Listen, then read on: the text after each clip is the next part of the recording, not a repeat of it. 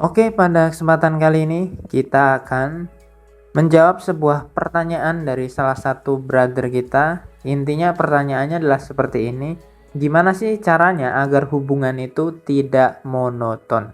Oke, sebelumnya mungkin kita akan memberikan dulu sebuah wawasan gitu. Bahwasannya gini, kalau kamu pengen pacaran kamu atau hubungan kamu tidak monoton, yang harus pertama kali kamu punya adalah ya kehidupan yang tidak monoton.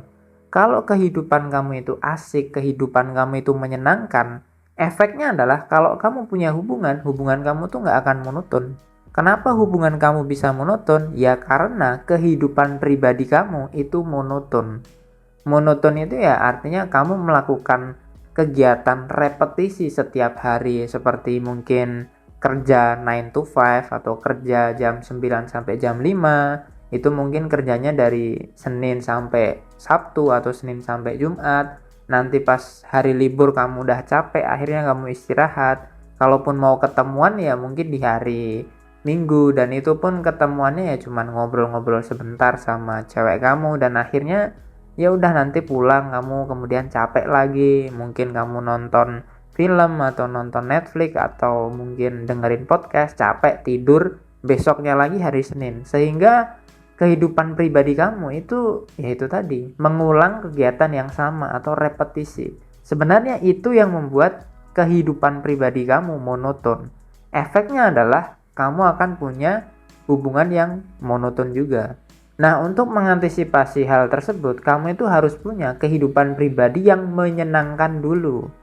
Gimana caranya membuat kehidupan pribadi kamu menyenangkan? Nah, caranya itu gini bro, kamu harus bisa membagi waktu atau manajemen waktu untuk diri kamu sendiri. Contohnya seperti ini, kamu tuh harus bisa membagi waktu untuk diri kamu sendiri, hobi, karir, kemudian cewek, hiburan, dan juga teman ataupun komunitas.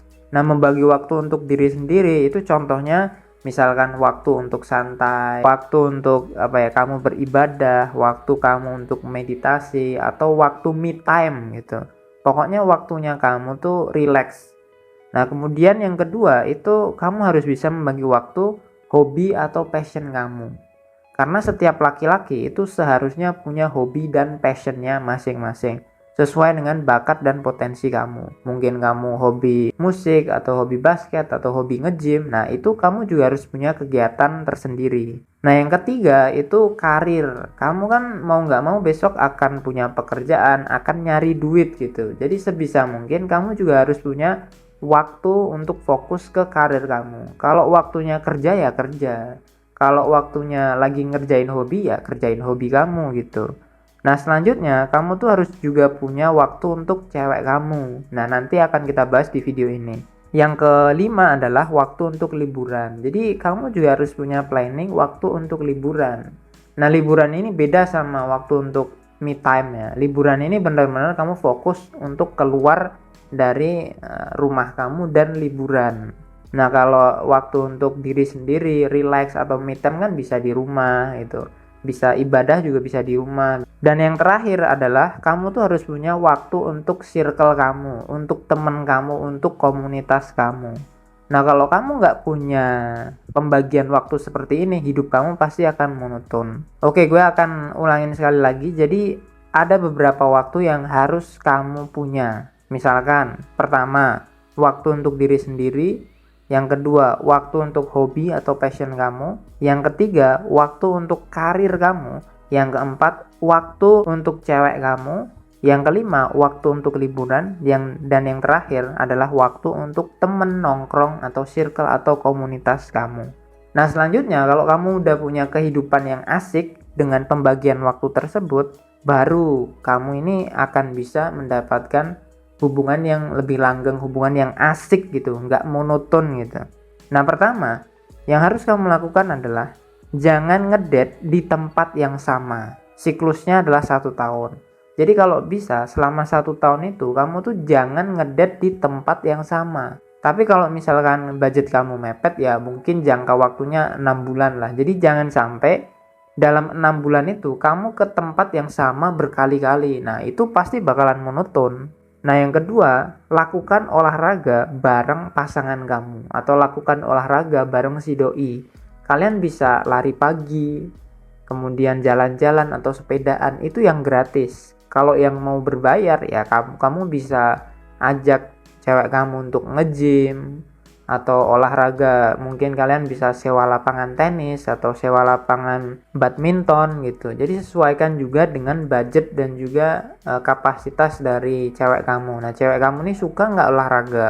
Kalau nggak bisa olahraga yang seperti itu, kamu bisa ajak cewek kamu untuk mungkin mendaki bukit atau mendaki gunung gitu. Yang nggak usah bukan gunung berapi ya, tapi bukit-bukit yang mungkin kalau kamu naik ke atas nanti ada pemandangan gitu.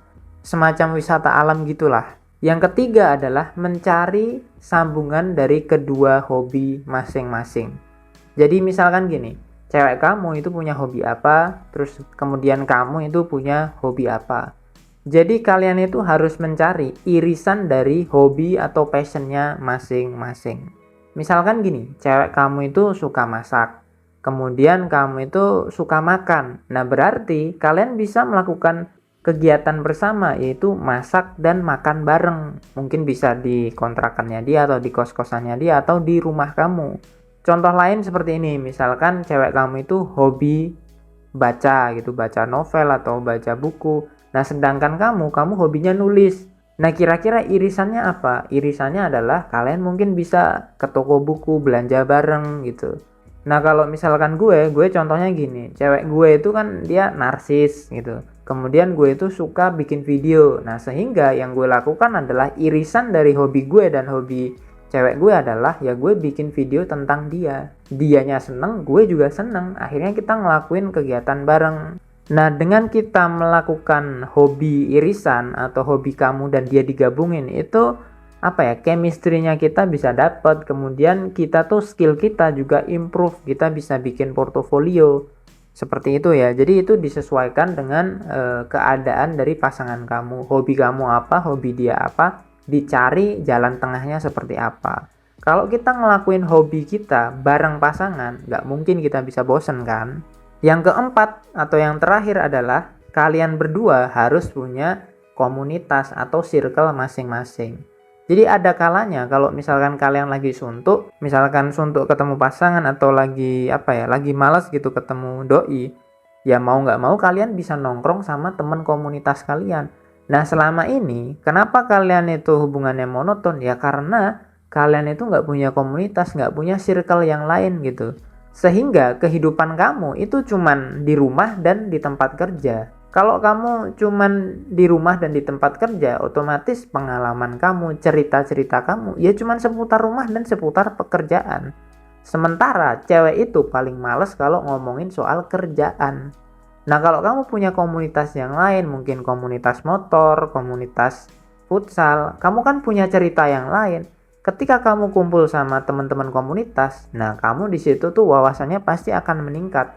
Karena ketika kita kumpul di sebuah komunitas, ada salah satu orang yang cerita sesuatu, ada orang ini cerita tentang backgroundnya dia gitu. Akhirnya kita punya banyak wawasan. Nah, disitulah kita bisa membawakan banyak topik, banyak cerita ketika kita ketemu cewek kita. Tahu nggak, kemarin itu aku ketemu sama si Budi loh. Budi punya cerita lucu gitu, ceritanya gini gitu.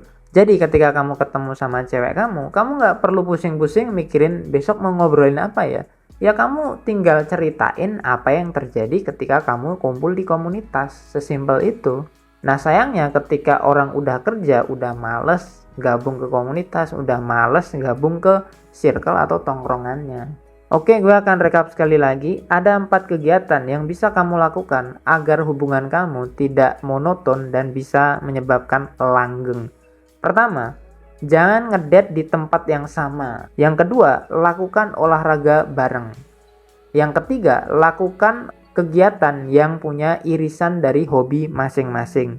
Dan yang terakhir atau nomor 4 adalah kalian berdua harus punya komunitas atau circle yang bagus. Semoga bermanfaat dan semangat bro.